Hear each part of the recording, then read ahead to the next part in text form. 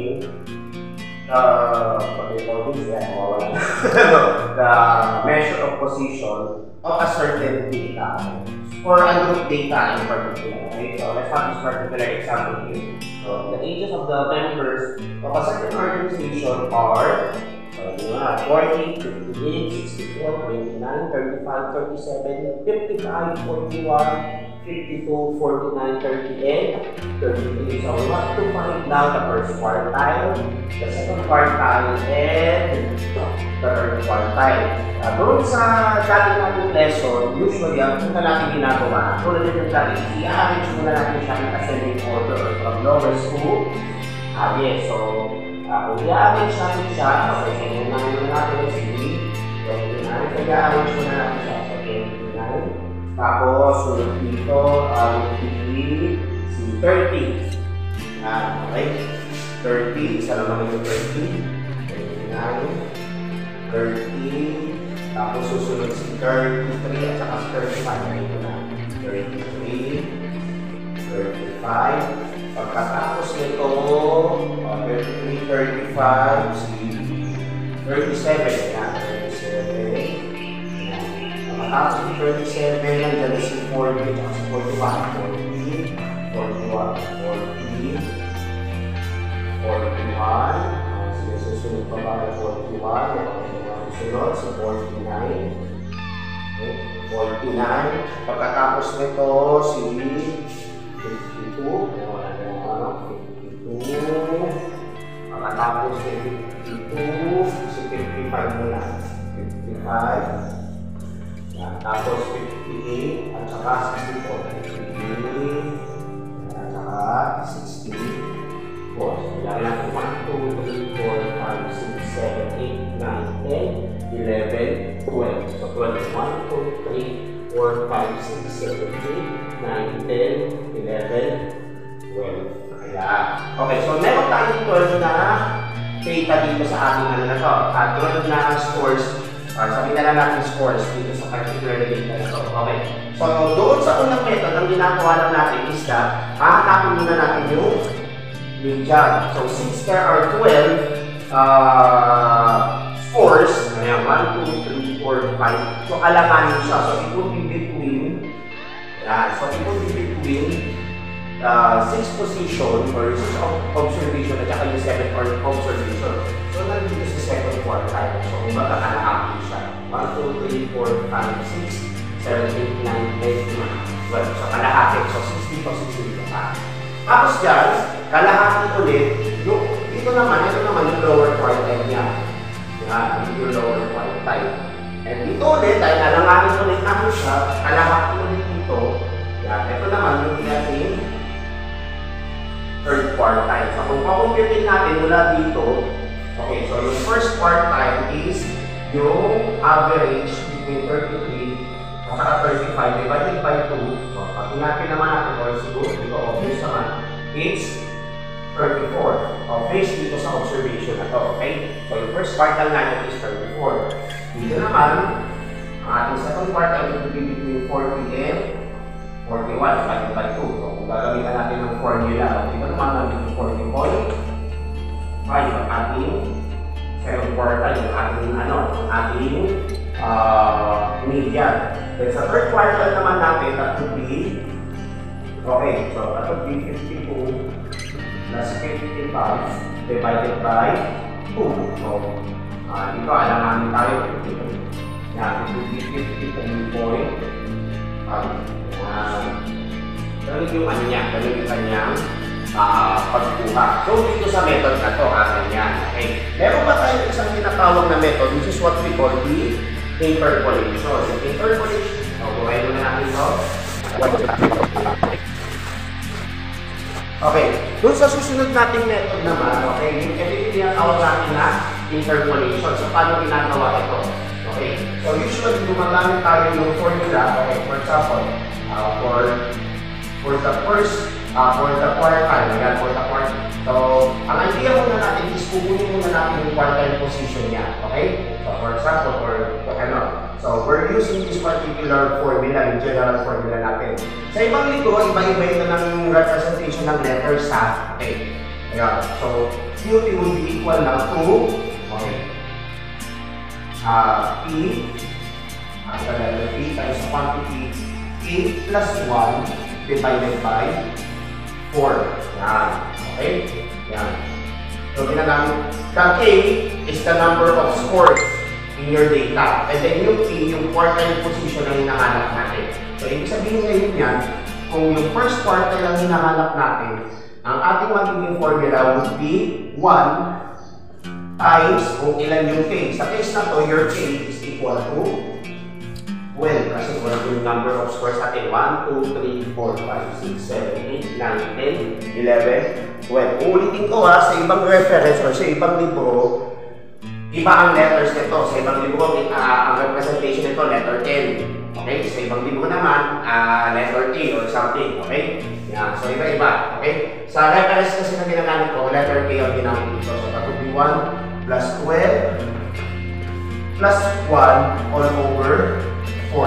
Okay, ito ang position nito. Ito yung sinusolve natin na ito, position. Okay? So, kung ang hinahanap naman natin is yung position ni quartile 2, that would be 2 times 12 plus 1 over 4. Or so dito, pwede natin i-simplify or it could become 12 plus 1 divided by 2. Magiging yung magiging median. Okay, and then for the third quartile, that would be 3 times 12 plus 1 divided by 4. Okay? So take note, positions itong sinusolve natin na to.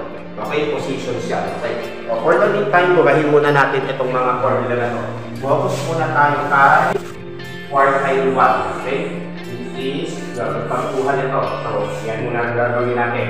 Okay? So, sa quartile 1, okay, so gagawin ko, so 13 na to.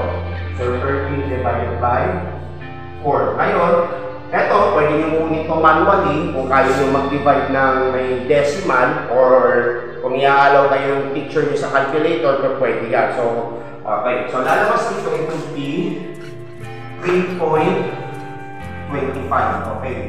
Kung anin natin. Yan. 3.25. Ano itong 3.25 na to? Ano itong 3.25 na to? Ito yung observation natin doon sa ano natin. Sa yung position pa lang ito, ito, position pa lang ito. So, ibig sabihin ngayon, okay, mag-interpolate tayo ngayon. Okay, yung tinatawag natin na interpolation.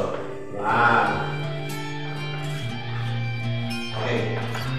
Hahanapin na natin ngayon kung saan siya kapag. Okay? So, yung first quartile natin will be now equal to, okay, so yung whole number, kukunin natin ito. Okay, yung whole number dito. Okay, yung third position. So, ibig sabihin yung nasa third observation o yung nasa third position. Okay? Plus, okay, ngayon, meron dito ngayon yung yung 0.25. Okay? So, ibig sabihin yung 0.25. Yan. Times, i-multiply ngayon natin sa magiging difference yung difference in third observation minus yung second observation natin. Yung nasa second position. Yan. So, ibig sabihin, particularly malapit siya dito. Okay? Yung nasa third. Okay? Okay, third observation. Yan, dito. Okay? Sa third, kung third observation, fourth pala. Sorry. Yan. Yung sa fourth, minus yung third observation. Okay, ito na tayo. Ito lang sa set, okay? Nasa third at saka nasa fourth observation. So, not particularly sa pinakagitna, okay? Hindi. Nasa 0.25 lang tayo or nasa 1/4 lang. Okay, so that would be, okay, ang nasa third observation natin ay si 33. So, that would be 33, okay? So, siya yung nasa third observation, okay? So, it would be somewhere here. Okay? It would be somewhere near 33. Yung nag-ibig sabihin yan. Plus, yung 0.25 ngayon, nung magiging difference, nung fourth, yung susunod, at saka nung third. Sa case na ito, that would be 35 plus 33. Yan. Okay? So, it would be now equal to, yan, 33 plus yung 0.25% or yung 0.25 na magiging difference yung dalawang ito. So, 35 minus 33 will be equal to Yan. Okay. Pagkatapos ngayon nito, yan, kukunin nyo ngayon yung 25% nito. Okay, o dito naman, pwede na natin natin ito. So, 33 plus, okay, so 25 times, 0.25 times 2 would be 0.5. Yan, 0.5. So, ibig sabihin ngayon, ang kanyang first quartile ay nasa 33.5. Yan. Ito na ngayon yung final answer. So, si 33.5. So, hindi siya sa 34, ha? So, it would be somewhere here. So, dito si 33.5. Yan. So, ito ngayon yung ating first quartile. So, nandito siya. It would be somewhere near 33. Hindi siya eksaktong nasa gitna. Yan. Ngayon yung tinatawag natin na linear interpolation. Okay? So, dito yan. So, for quartile 1. Okay? Papunin naman natin ngayon yung quartile 2. Bawa. Yan. Okay? So, using the same formula here, but this time yung position naman na hinahanap natin yung second position. So, quartile 2 would be not equal. Yung position muna natin hanapin natin, okay? Would be 2 times 12 plus 1 over 4. Huwag muna natin i-simplify. Para lang hindi kayo malito doon sa formula. Hindi muna natin i-simplify, okay? So, that would be 2 times 12 plus 1 is 13 over 4. O, tapos ganda lang tayo mag-simplify na mas madali. Yeah, so, this becomes 1, this becomes 2. So, magiging 13 divided by 2. So, 13 divided by 2 would be equal now to 6.5. Yan. So, 6.5. So, ibig sabihin ngayon, pupunin natin yung whole number nito para sa interpolation naman natin. Okay, so 6.5. So, it would be somewhere here. Yan. So, kung bibilang natin 1, 2, 3, 4, 5, ay 6. Yan. So, between the 6th and the 7th position. Not necessarily in the middle. Kaya lang kasi dito kasi 0.5, alam na natin na nasa middle siya. May 40 at saka may 41. So, pero isolve pa rin natin siya using interpolation. Okay? So, kung isosolve natin siya using interpolation, your second quartile would be equal now to the 6th position, yung nasa 6th observation, plus yung 50% or yung 0.5 na magiging difference ni 7 at saka ni 6 position. Okay? Take note tayo yung pang 7 at saka yung pang 6. Yung susunod, yun ang ibig sabihin niya. So, that would be yung nasa 6 position ngayon is si 40.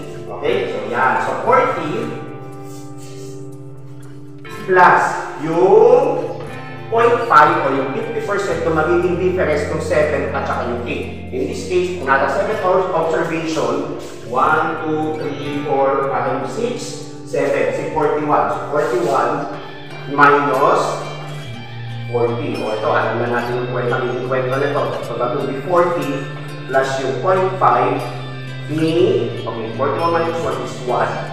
Okay, so 0.5 times 1, still that will be 40 plus 0.5. So, 40 plus 40, lalabas sa 40 point. So, ito ngayon yung ating quartile 2 or yung second quartile. Sa case na ito, eksakto. Nasa gitna siya. So, nandito si 40.5. Ito ngayon yung ating second quartile. Okay. Yan. Alright. So, solve na natin ngayon yung third quartile. So, for your observation, okay, for the third quartile, magiging formula naman natin, it would be 3, okay, times, okay, 12 pa rin yung ating K, ito our K here is equal to 12, kasi nga yung number of observation natin dito, okay, so magiging 12 plus 1, okay, divided by 4, say yung quartile, okay, or 3/4 yung observation natin, plus 1. Okay, so that would be 3 times 13 divided by 4. So yung sa inyo dyan, kung kaya yung computing manually, kahit yung may decimal na may decimal kapag nag-divide. Kung kaya, okay naman yan. O for here, pwede naman gamitan ng calculator kung i-allow kayo. So, nasa 9.75 na observation. So, 9.75. So, ibig sabihin, it would be somewhere near or somewhere between the 9th and the 10th observation. So, ibig sabihin niya. So, bilangin na natin yung pang 9. 1, 2, 3, 4, 5, 6, 7, 8, 9. So, it would be between 52 and 55, but not exactly sa gitna nila, okay? Hindi sa gitna. In between doon, pero it would be somewhere near, it would be somewhere in between those two na observations. So, for your quartile 3, yung interpolation na natin, okay? Okay, that would be not equal to, yan. Yung pang 9 observation is 52. So, yan yan. 1, 2, 3, 4, 5, 6, 7, 8, 9. Pang 9. It would be the 9th observation plus, kukunin natin yung decimal dito, it would be the 75% or yung 0.75 ni difference yung pang 10th at saka yung 9th position. Yung difference ng dalawang observation na to. So, yung pang 9th position is 52 plus yung 0.75 or yung 75% yung difference ng dalawa. So, that would be 55 minus 52. Yan, okay. So, that will not equal to 52 plus yung 0.75 or yung 75%. Okay, yung difference 345. So, yung difference ni 3. O, ito, medyo alanganin to. Okay, medyo alanganin to. Yung iba sa inyo, kung kayong computing to manually, pwede naman. Okay, so, 7. O, kung computing to manually, so 7. Computing natin manually, 75 times 3, 15. Yan. Naman po, 2.25. So, that would be 52 plus 2.25. Yan, 2.25. Okay, tapos i-add lang natin yung dalawang yan. Wala na palang ulo dito. Wala na yung 2.25.